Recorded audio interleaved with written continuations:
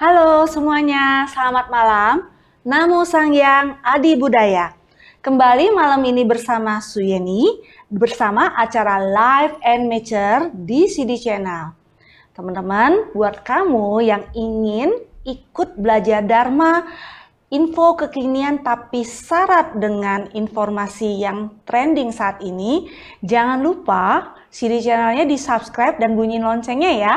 Karena kami selalu update tentang informasi-informasi terkini tapi syarat dengan Dharma.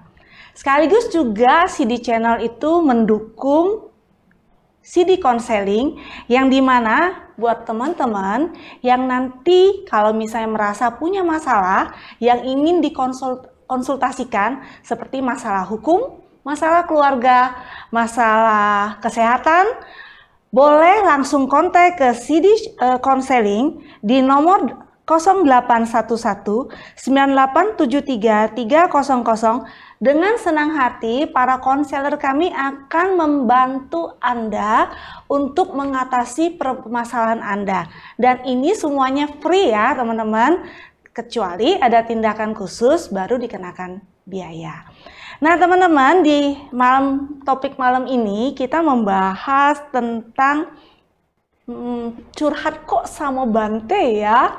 Nah malam ini kita kedatangan tamu atau narasumber yang luar biasa banget ya, yang saya sebenarnya mengenal beliau udah lama banget ya, dan juga beliau adalah orang yang sangat menginspirasi, Yang Mulia Biku Sadanyano Mahatera. Selamat malam Bante. Selamat malam Suyeni. Namo Buddhaya.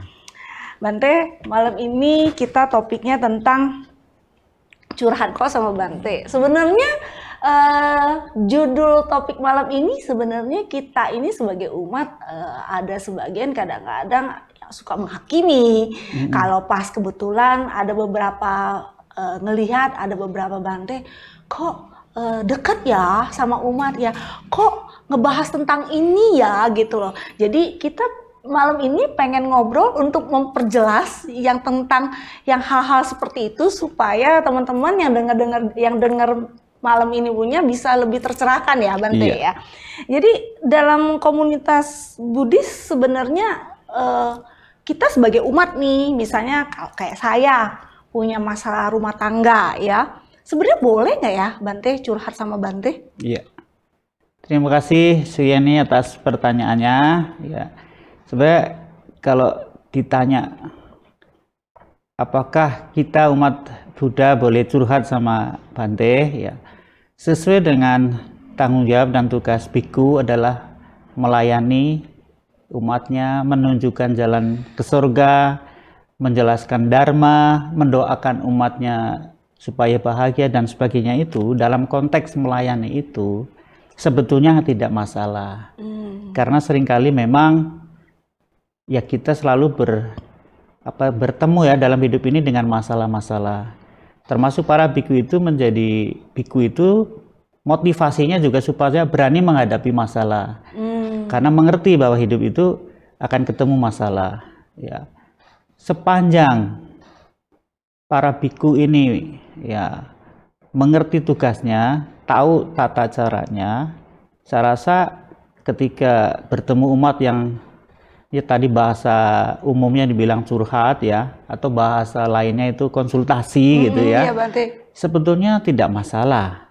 Hanya mungkin kadang-kadang mungkin beberapa orang umat ini menganggap jangan curhat sama Bante lah, bikin beban, nyusahin Bantenya, jadi nanti malah Bantenya stres. Bukan gini Bante, sebenarnya kepemikiran umat tuh juga sebagian berpikir apakah memang anggota sangha atau para Bante kita cuma boleh sharing atau bicara tentang Dharma gitu loh Bante. Iya betul.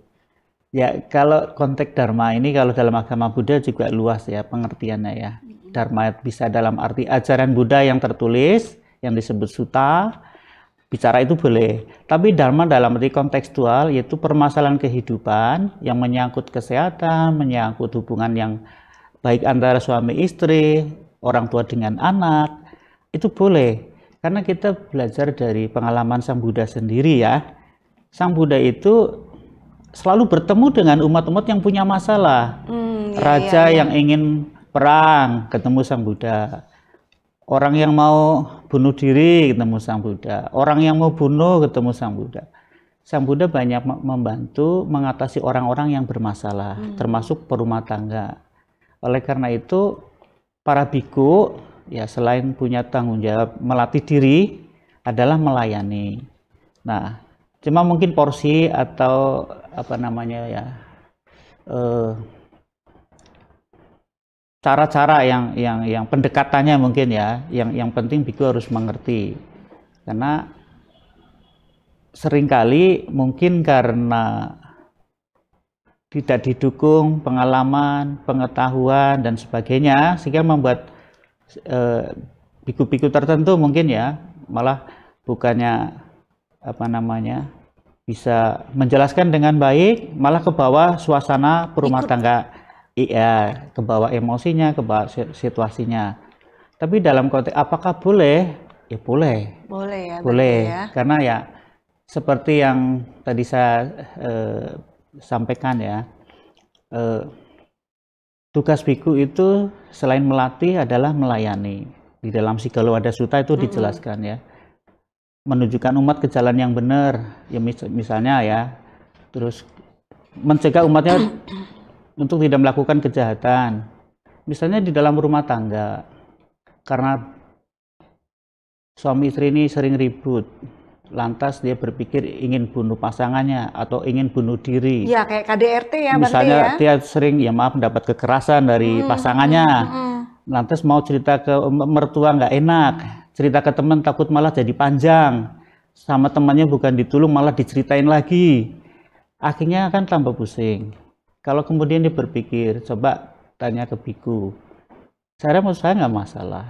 Dia misalnya datang ke wihara atau sekarang bisa lewat telepon ya, untuk sebatas untuk mendapatkan pemahaman ya, supaya dia ada solusi ya, saya rasa nggak ada masalah. Mungkin lebih ke arah pemahaman pemantapan secara dharma ya, Bante ya. Betul. Nah tapi Bante, ini yang saya sebenarnya kalau yang curhat kayak masalah KDRT, masalah perselingkuhan, perceraian, dalam sini peranan Bante untuk menanggapi curhat tersebut itu ada, maksudnya tuh gimana caranya? Apakah ada triknya? Apakah ada tekniknya? Apa yang harus dilakukan untuk anggota sangha supaya ketika menanggapinya itu tuh bisa secara bijaksana gitu loh, Bante? Betul.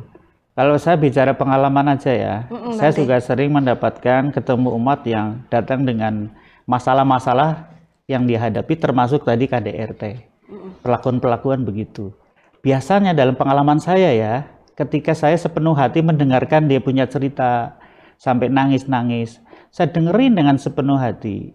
Kadang kita belum menjawab, merasa diterima, merasa diperhatikan, itu mereka sudah ringan. Apalagi ketika saya benar-benar memahami, belajar berempati, saya mengerti bahwa pasti sebuah masalah juga ada sebabnya. Dari mendengar itu kita tahu mana yang harus dilakukan, maksudnya harus bagaimana sikapnya begitu. Jadi ketika kita memahami masalah yang diceritakan itu, kita akan bisa memberikan solusi yang terbaik, yang tepat. Di sisi lain kadang kita juga butuh supaya jangan mendengar satu sisi. Saya seringkali juga berinisiatif bagaimana kalau memang itu menyangkut suami istri, saya akan mendengarkan dari pihak yang lainnya, supaya saya juga bisa membantu dari sisi yang sana, bahwa pasangan kamu menderita, mereka itu merasa tertekan dan sebagainya. Dari sisi kamu bagaimana dan lain-lain seperti itu. Tapi seringnya ya, yang dari pengalaman saya itu mereka yang datang dengan berbagai masalah kehidupan dia, setelah kita dengerin dengan baik, dia merasa diperhatikan, merasa didengar, dia ringan. Maka saya sering kali kasih kayak semacam apa ya, joke gitu ya. Orang kalau ketemu saya atau ke Wihara Dharma Bakti itu datang ceit, pulang capgo. Ya, maksudnya apa? Panjang gitu ya, Bante? Bukan panjang. Datang dengan wajah yang gelap, seperti Pak Said Said, Oh, iya. karena banyak penderitaan. Pulangnya cerah gitu ya, Cerah Bante? seperti bulan purnama karena merasa ringan. Yang tadi pikiran buruk muncul, merasa nggak ada yang lindungi, merasa nggak ada yang memihak, suami atau istri hanya bisa nyalahin dan lain-lain gitu. Terus dia mau cerita ke temen takut jadi malah panjang, cerita mertua nggak enak. Ya dia ketemu biku gitu. Saya rasa nggak masalah ya. Ya, jadi ya kita juga mengkondisikan dari pengalaman saya melatih diri itu ya seperti vipassana, read mindful itu membantu banget kita jadi bisa bagaimana bisa mendengar dengan baik karena dari latihan retreat tadi ya itu saya jadi belajar dari Kuan Yin tentang pentingnya mendengar secara mendalam. Oh iya. Kalau kita tahu kan Kuan Yin sering dikatakan Avalokitesvara, bodhisattva yang mendengar derita dunia. Iya, jadi mendengar suara dunia juga iya, ya, Bante ya. beliau menyadari dengan kasihnya itu bahwa ada penderitaan di dunia yang harus didengerin. Dan beliau sepenuh hati. Siapapun yang ingin curhat sama dia, ingin cerita sama dia, didengerin. Ya, setelah dipahami baru dikasih solusi. Nah, begitu. Jadi ya saya rasa kita biku-biku kalau dibekalin dengan pengetahuan dharmanya, latihannya, dan kita sendiri juga merasa punya tanggung jawab untuk membantu umat ya. Saya rasa masalah-masalah kayak tadi curhat kayak gitu menurut saya nggak masalah ya. Ya. Berarti sebenarnya pada dasarnya tekniknya adalah mulailah dari mendengarkan dulu ya, Bante ya. Betul. Setidaknya kadang-kadang dengerin aja itu umat udah lega, yang ibaratnya pulangnya udah bulan purnama ya, Bante ya. Udah cerah gitu ya. Nah, tapi ini menarik nih, Bante ya. Kan kalau misalnya secara winaya itu kan udah jelas bahwa anggota sangha tidak boleh terlibat dengan urusan, apalagi urusan rumah tangga umat ya, Bante ya. Dan apalagi ketika mereka sampai bahkan mungkin ada yang bisa nggak bisa mengontrol emosinya sehingga terlibat dengan masalah emosi dalam rumah tangga umat itu sendiri. Nah, ini bahkan ada sedikit penghakiman bahkan beberapa yang menyebabkan gara-gara gitu tuh jadi terjadi pelanggaran pada anggota sangha. Contoh nih, Bante, ini sebenarnya ini ya kadang-kadang di antara umat sendiri juga wah itu Bante lepas jubah gara-gara umat itu tuh. Nah, ini gimana, Bante? Apakah gara-gara curhat itu jadi membuat bikunya lepas? Iya. Jadi nggak enak ngomongnya, Bante. Iya. Itu kalau ada pertanyaan seperti itu ya maklum wajar ya, karena kadang-kadang umat kan tidak bisa melihat secara menyeluruh ya, karena sebetulnya semua yang terjadi oleh karena berbagai sebab ya, tidak satu sebab. Kalau bikunya tadi ngerti winaya, dia taat winaya, kita memang diatur ya, selain kita mengajar dhamma, kita juga harus menghormati winaya, aturan kebikuan. Misalnya seorang biku ya terkait dengan harus bertemu umat perempuan misalnya, ini yang bermasalah perempuan ya. Kalau bisa ya jangan ketemu, itu dalam aturannya begitu. Tapi kalau terpaksa harus ketemu, jangan tatap mukanya gitu ya. Kalau harus terpaksa ketemu dan tatap mukanya, jangan berduaan gitu. Harus ada yang lain. Kalau terpaksa berduaan, jangan bicara-bicara yang tidak membawa kemajuan batin, jadi bicaralah dharma. Nah, ketika biku ngerti ke situ, kembali ke motivasi, bagaimanapun kondisi di luar, ingat kepada motivasinya, ya. Maka ketika harus ketemu dengan umat, ya, dia harus bisa menempatkan diri dan harus tahu diri bahwa dia dalam rangka ingin membantu, ingin mendengar. Nah, memang biasanya ya, biku-biku yang muda ini dikondisikan oleh sangga itu untuk jangan terlalu banyak ketemu umat dulu, karena dia diberi kesempatan untuk banyak berlatih dulu supaya lebih semangat lagi, lebih termotivasi lagi, lebih percaya diri lagi. Kalau nanti langsung diketemukan orang-orang bermasalah, ntar dia tambah pusing, ya mungkin bisa jadi dia lepas jubah. Nah, tapi kebanyakan, bukan kebanyakan ya, tidak selalu biku lepas jubah itu karena Dicurhatin ya dan karena dicurhatin gara-gara umatnya sering curhat terus jadi lepas jubah, enggak juga. Banyak kasus ya, biku lepas jubah itu memang dia punya tekad cuma mau berlatih 5 tahun misalnya, dia dari awal sudah ngomong ke sangga. Sehingga setelah 5 tahun kuliah, 5 tahun jadi biku, ya lepas sesuai dengan niatnya tadi. Ada juga biku yang ikuti program latih diri. Latih dirinya mungkin cuma 3 tahun. Ya dia setelah 3 tahun ya selesai. Ada juga yang lepas itu ada motivasi lain. Ya. Jadi tidak semua yang lepas itu karena gara-gara sering mendapat curhatan gitu ya. Bahkan gini, kita sih jujur ya, kadang Buddha ngajarin kita jadi biku selain untuk apa bahasanya ya, mengatasi penderitaan, jadi orang yang bahagia, juga kan kebahagiaan itu harus dibagi ya. Kayak sang Buddha itu setelah jadi Buddha kan nggak nganggur. Setelah jadi Buddha terbebaskan, mencapai nirwana dan jadi orang yang paling bahagia, kebahagiaannya dibagikan. Berkarya sampai 45 tahun, menyelamatkan banyak orang. Ya, yang tadinya kayak Angulimala menderita, ingin bunuh orang, akhirnya tercerahkan.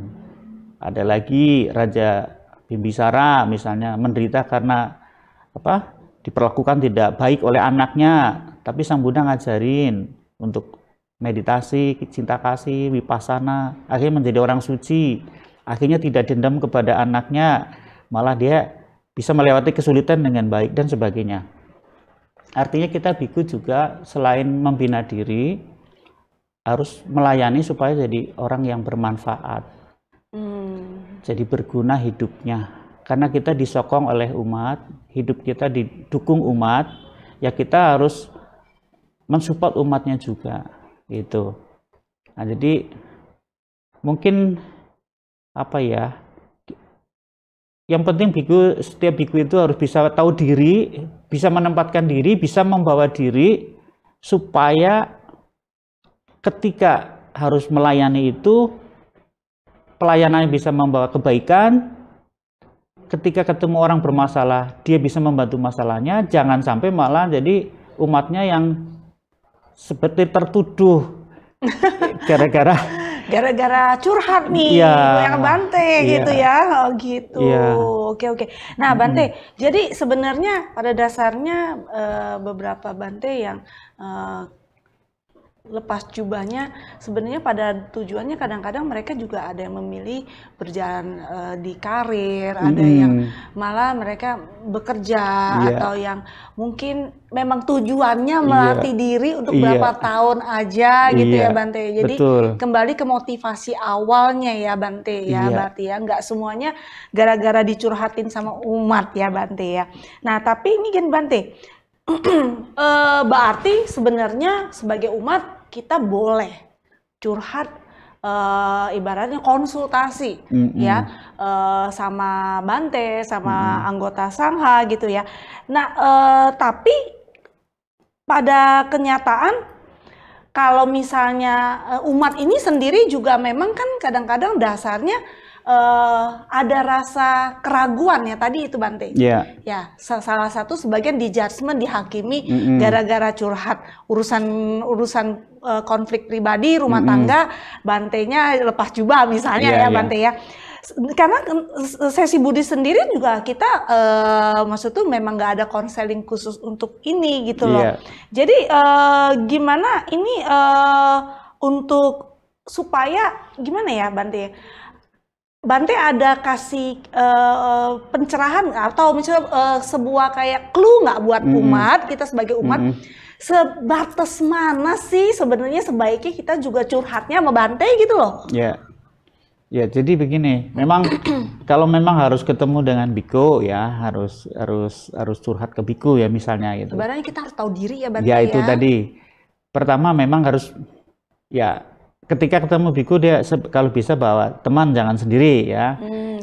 Itu secara etika begitu. Kalau sampai nggak malu nanti temannya apa namanya tadi takut didengar temannya juga ini masalah dianggap masalah keluarga, aib gitu kan.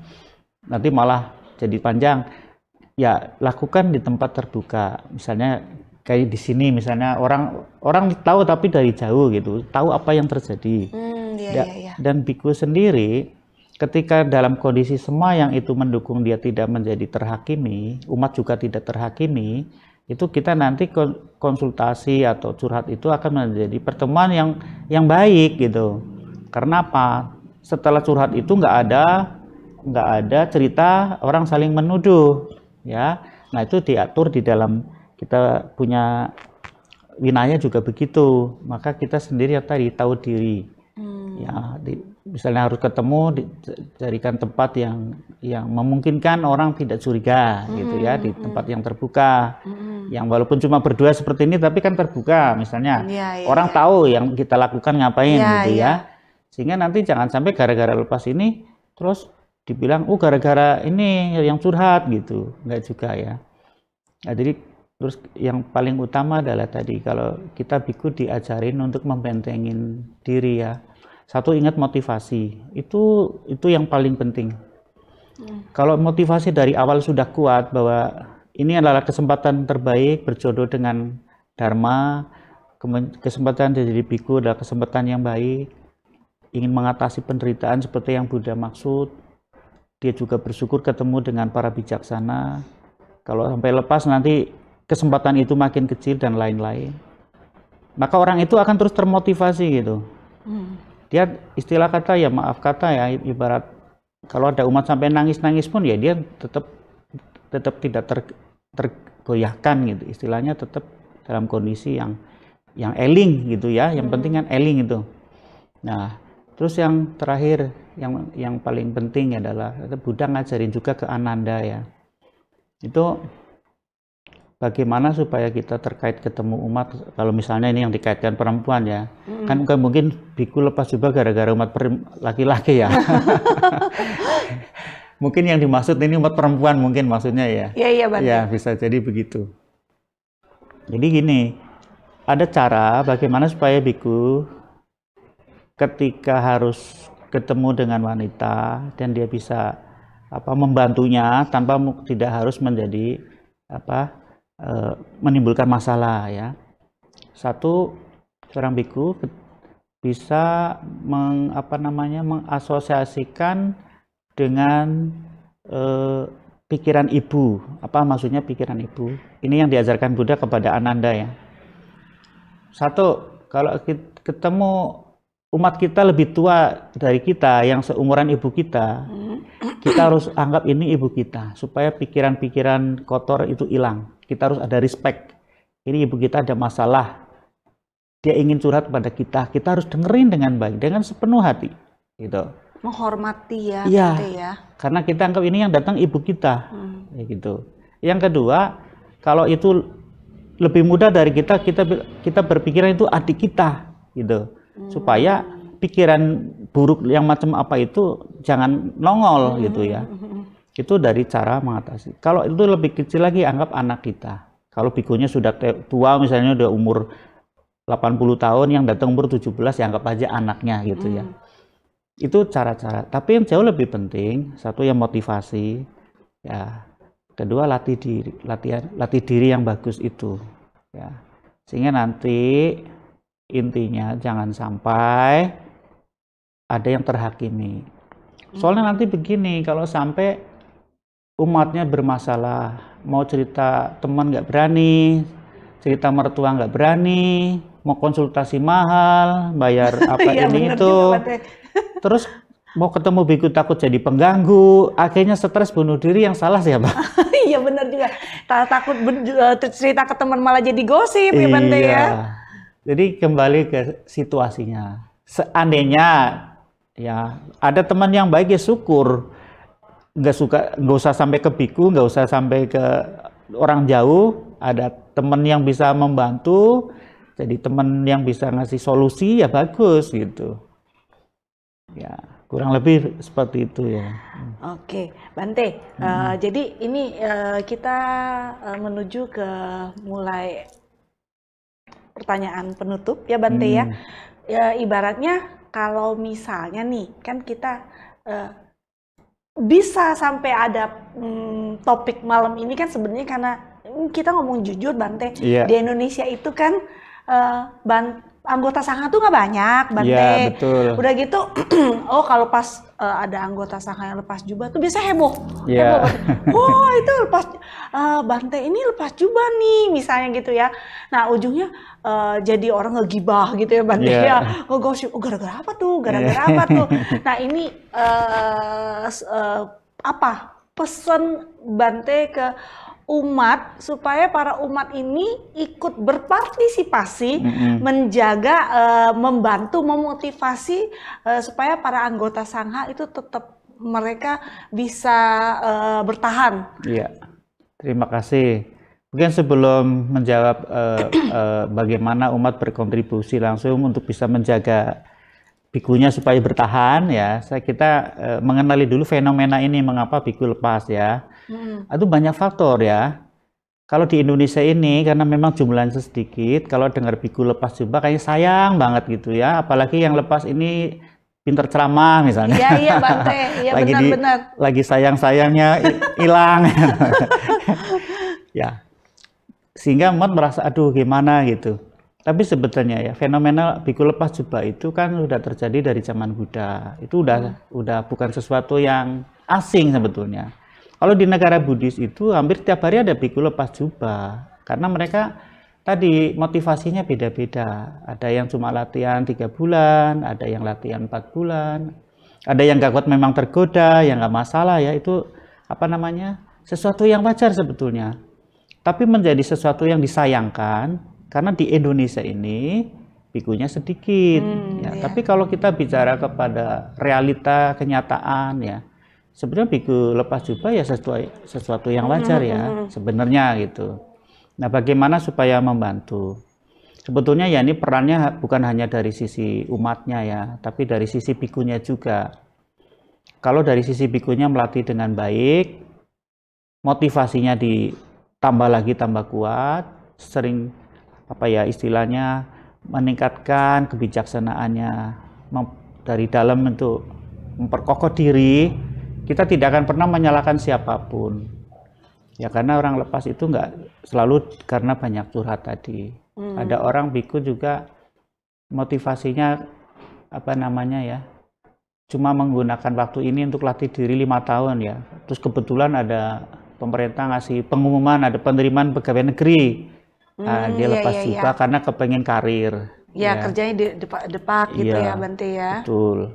Jadi ya sudah seperti itu. Nah, kalau dari umat, intinya ya biku umat menurut saya ya 3 itu. 1, kita sama-sama tahu diri, sama-sama bisa menempatkan diri ya, dan bisa membawa diri. Ya Bante. Jadi baik umatnya maupun bikunya harus begitu, supaya nanti nggak ada yang disalahkan gitu. Iya benar-benar Bante. Sekarang kalau bikunya lepas, umatnya yang salah. Ntar kalau umatnya yang bunuh diri, bikunya yang salah.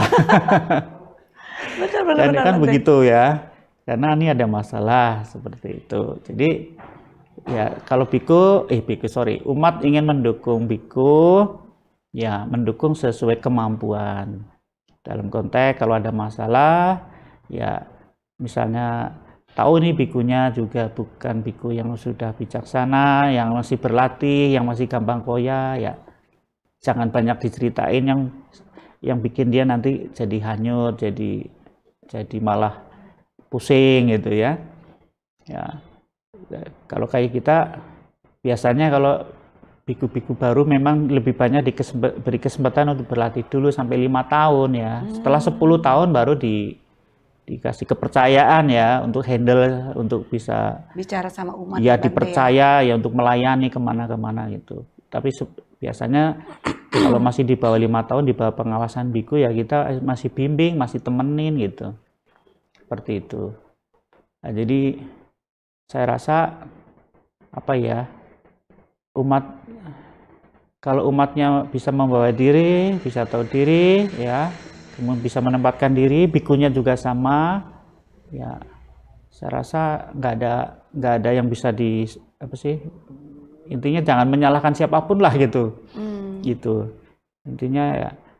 Karena begini, ya banyak kasus misalnya biku-biku yang sampai awet sampai hari ini, yang saya lihat ya Mahathera ya, itu bukan berarti nggak ada godaan, nggak ada tantangan ya. Mereka tantangannya lebih banyak, bukan lebih dahsyat dari sekedar menghadapi orang yang sedang stres bermasalah ya. Tapi mereka bisa melewati itu, fitnahan, belum lagi urusan-urusan lain ya. Tapi mereka bisa melewati gitu. Kan kita biku banyak cerita itu yang biku di fitnah ini, fitnah itu gitu ya. Oh iya ya. Tapi Bante, bisa, iya bisa melewati gitu. Belum lagi kalau ada yang memang masih ada emosinya ya Betul. sampai berantem ya apa gitu Betul. Bante ya. Belum lagi kayak biku mungkin ada juga dapat tekanan dari masyarakat, nggak boleh ngembangin agama di situ, nggak boleh tempat ibadah di situ misalnya kan. Oh iya Ya, ya. akhirnya dapat ancaman-ancaman ya.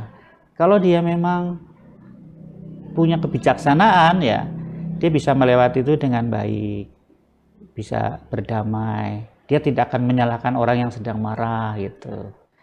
Akhirnya ya menurut saya sih selain umatnya yang tadi harus bisa membawa diri, bisa menempatkan diri, tahu diri, bikunya juga sama. Oke. Intinya ke situ sih. Oke. Wah, ini sebenarnya fenomena tentang gimana batas-batasannya kita bisa curhat sama Bante, terus juga fenomena juga penghakiman bahwa oh gara-gara umat ini jadi Bantenya lepas jubah atau ini umatnya begini. Jadi malam ini teman-teman kita sudah mendapatkan jawaban ya bahwa yang paling penting adalah bagaimana tugas seorang anggota sangha itu memang mereka melayani umatnya dalam terutama mendengar curhat itu sebenarnya bukan masalah selama itu batasannya memang benar-benar itu adalah sesuai dengan ajaran Dharma dan juga dengan pengendalian diri ya Bante ya. Dan itu supaya juga umat juga jangan sampai salah curhat juga yang tadi seperti Bante bilang bahwa curhat di tempat yang salah bahkan kadang-kadang bingung mau curhat kemana yang ujung-ujung jangan sampai jadi malah bunuh diri ya Bante ya, jadi malah disalah-salahin. So makanya malam ini sekali lagi buat teman-teman yang butuh curhat ya, terutama yang bener-bener daripada curhat sama teman malah digibahin ya, atau punya masalah keluarga bingung mau curhat sama orang tua orang tua sendiri juga lagi punya masalah, mau curhat sama mertua kok kayak nggak afdol ya, curhatin anaknya gitu ya Bante ya. Terus kalau misalnya mau curhat sama anggota sangha kok batasannya banyak ya, ntar malah disalahin. Boleh silakan curhat ke CD Konseling ya, malam ini kan kita ada buka konseling ya Bante ya, soalnya memang CD Konseling ini memang kita buat untuk membantu para umat Buddha yang memang membutuhkan konseling dan ditangani sama konselor yang profesional Bante.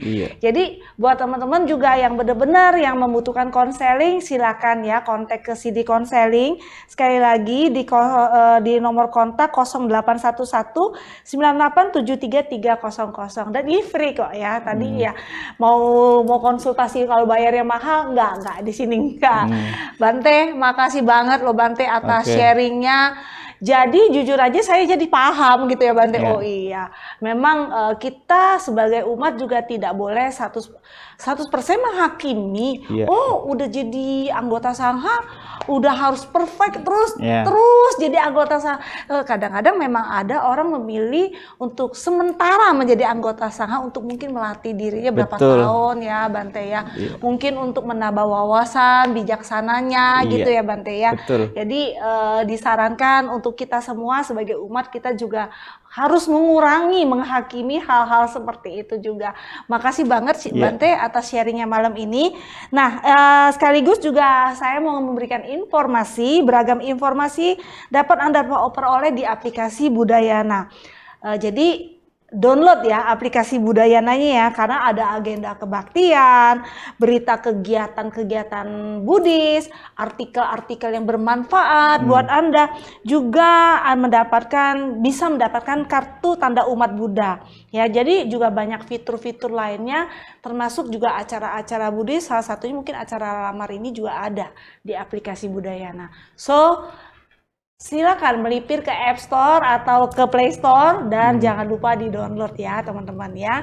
Terima kasih buat teman-teman semua atas kesempatannya sudah ngobrol, nyimak bareng bersama narasumber kita yang luar biasa malam ini. Semoga sharing kita di acara Live Adventure malam ini bermanfaat buat Anda semua ya. Dan terima kasih semuanya. Selamat malam. Namo Sangyang Adi Budaya. Namo Buddhaya. Namo Buddhaya.